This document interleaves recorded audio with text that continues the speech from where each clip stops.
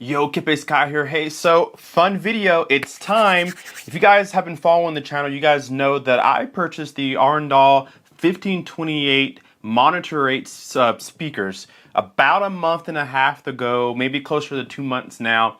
And when I was making my decision on what new speakers to go, there are only two brands that you guys told me to go for: Arendal or Perlisten. I went for the Arendal, maybe more so because the hype, the marketing, maybe it got to me.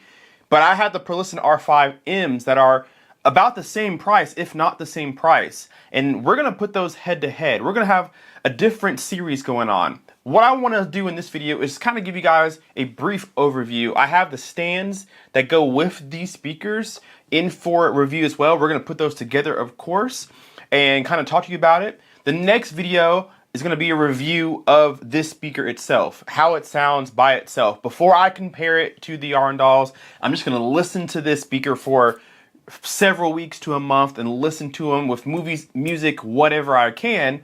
Then once I have a great idea of how these sound, I will make a video of them head to head against the 1528s to see which one is the better speaker for your money, or if they're equal as far as value goes, but maybe in different ways. So let's just talk about what's in front of us now, starting off with the stand. So they come in a pair. I just have one up here right now. The same gloss black finish that you get with the speaker is here. A really high quality finish stand right here, adjustable in height. And I'll zoom in on it. You guys can't really tell from here, but the stand has a little bit of a tilt to it. So when you put your speaker on, it slightly angles the speaker down to more aim at your ear level. Most people, when they sit on their couch or their listening position, will be slightly underneath where the tweeter is. So it angles down a little bit to kind of give you more of a direct sound if it's too tall. So really nice stand, and it better be, because this thing is priced at $14.95 a pair.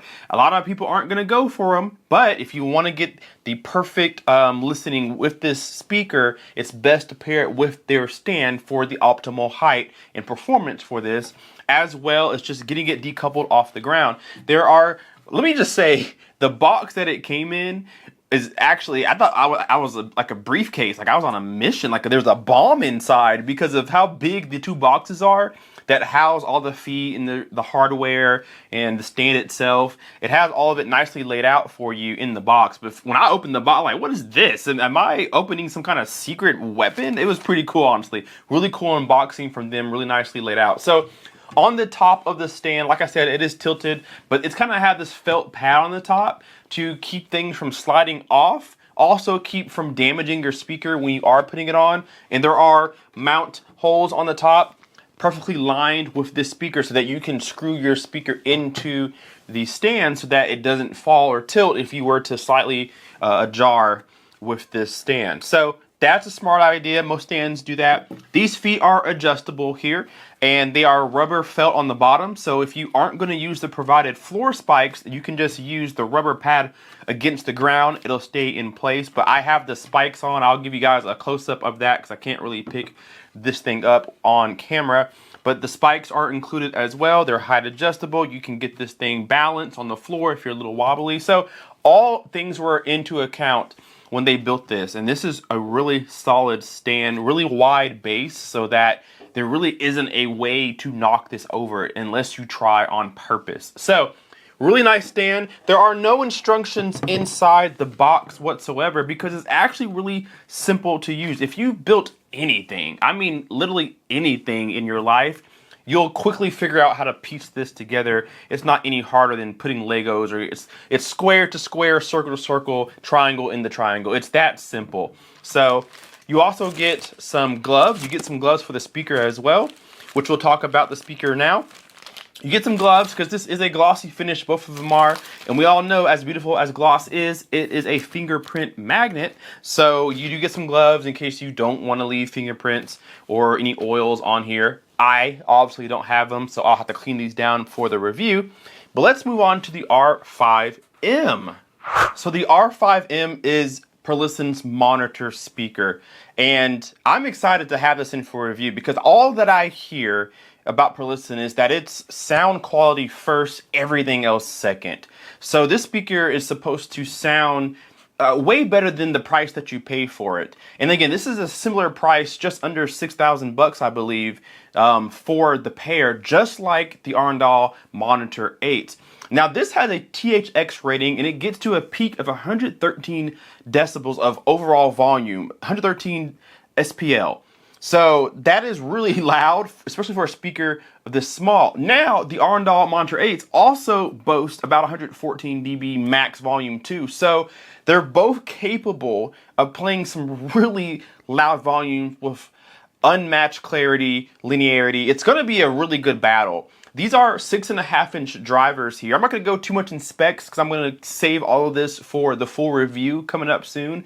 But 6.5-inch drivers, you'll see 2 tweeters here and a mid-range. We're gonna talk about that here in the review. But I'm excited to really get my hands and ears on this just because talking to our friends at Perlisten, they pounded in my head that this is all about tonality, linearity, clean bass, maybe not loud bass, but accurate bass. And they put a lot of technology, a lot of time into this speaker, and they tell me that this should sound better than the Monitor 8. So we're gonna do our best to be unbiased since I own one and not the other, and really put that to the test. What's really unique about this speaker, first off, the design is, I think the speaker is actually pretty ugly.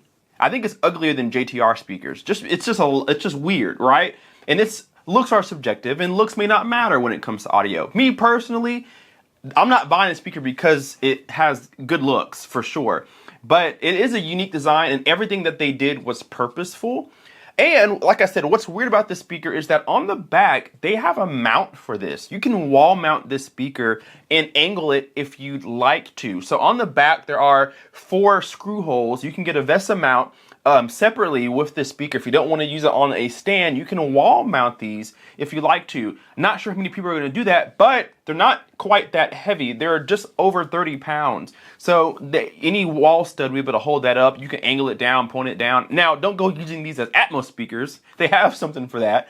But you can put these on the wall and angle them if you want to. So that's a cool touch. Get them off the floor in case you have little ones or dogs like I do, so on and so forth.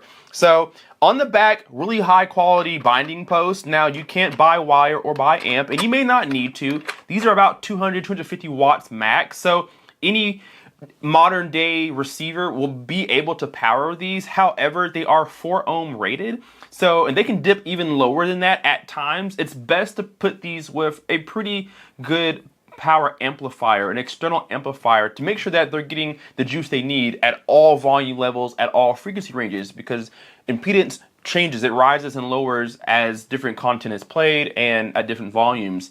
So you only get one positive, one negative. So if you are somebody who likes to buy wire or buy amp, you don't get that with this speaker, but not necessarily something that's necessary. So we're going to really have some fun. I'm going to put these in the theater room. I've actually had these speakers in for about it's been like a week and a half now, and I've just got time to just open them and build the stand. So I'll put these in my theater room.